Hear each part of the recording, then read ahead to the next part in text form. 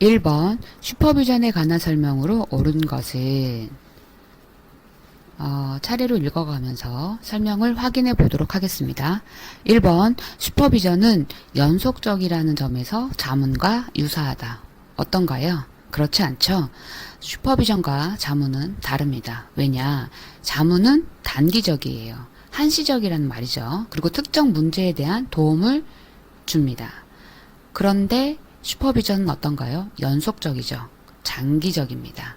따라서 1번은 틀린 설명입니다. 2번 슈퍼비전은 평가적이라는 점에서 상담과 유사하다. 어떤가요? 슈퍼비전 평가적인 면도 있죠. 슈퍼비전에는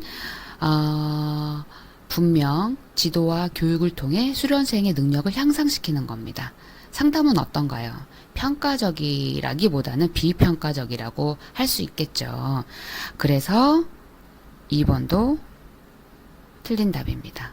3번 슈퍼비전은 동등한 관계에서 이루어진다는 점에서 자문과 유사하다. 어떤가요?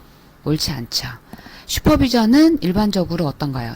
슈퍼바이저인 지도자와 슈퍼바이지 수련생인, 그러니까 지도받는 사람 사이에 위계적 관계가 있습니다. 상하 관계가 명확하다는 거죠.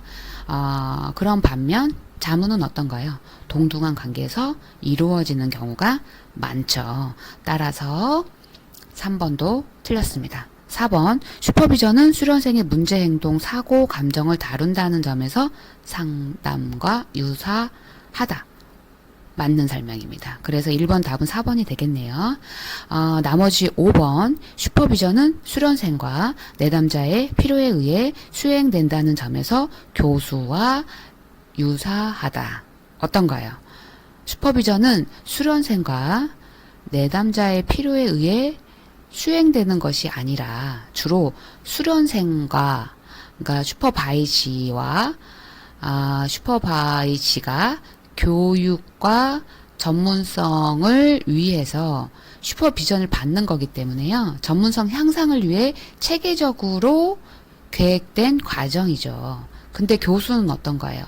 학생의 필요에 따라 진행될 수 있죠.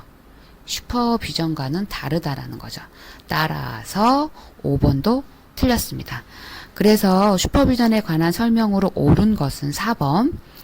슈퍼비전은 수련생의 문제 행동, 사고, 감정을 다룬다는 점에서 상담과 유사하다가 정답입니다. 2번 사례 개념화 요소에 해당하는 것을 모두 고른 것은 차례차례 보면서 해당하는 요소를 확인해 보겠습니다. 기억, 내담자의 직업 맞습니다. 사례 개념화에는 내담자의 인적사항이 들어가죠. 니은, 주 호소 문제 맞습니다. 디귿, 상담에 오게 된 촉발 요인 맞습니다. 리을, 내담자의 강점 맞습니다. 미음, 상담 성과 아니죠.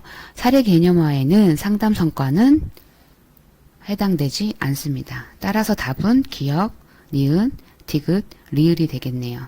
이 외에 사례 개념화 요소에 해당하는 것을 생각해 보면 심리 검사 및 행동 평가가 되겠고 상담 목표와 전략 그리고 내담자의 발달사 등이 사례 개념화 요소입니다.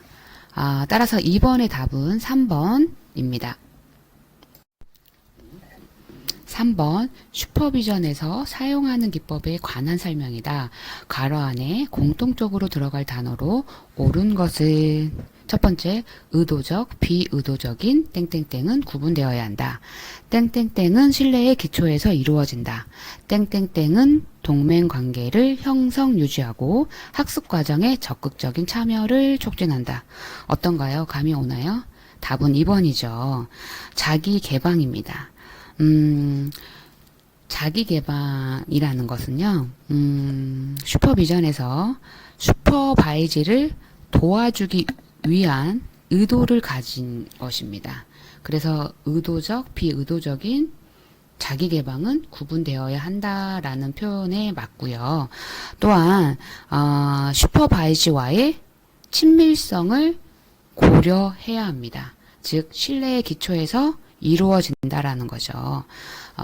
세 번째, 슈퍼바이지가 견고한 작업 동맹을 인식하는데 도움을 줄 수 있습니다. 그래서 적극적인 참여를 촉진할 수 있습니다. 따라서 이 세 가지 모두 해당되는 것은 자기 개방입니다.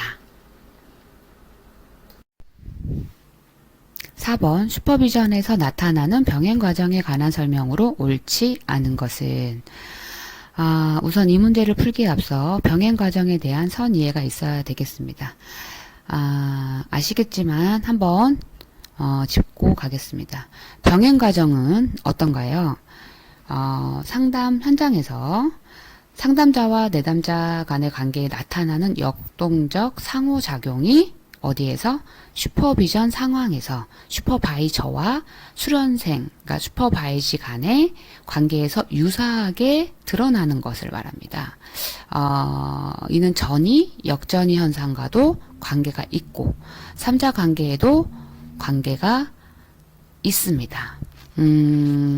즉 상담 과정에서 내담자가 상담자에게 자신을 드러내는 것처럼 슈퍼바이지가 무의식적으로 슈퍼바이저에게 자신을 드러내는 현상이라고 이해하시면 되겠습니다.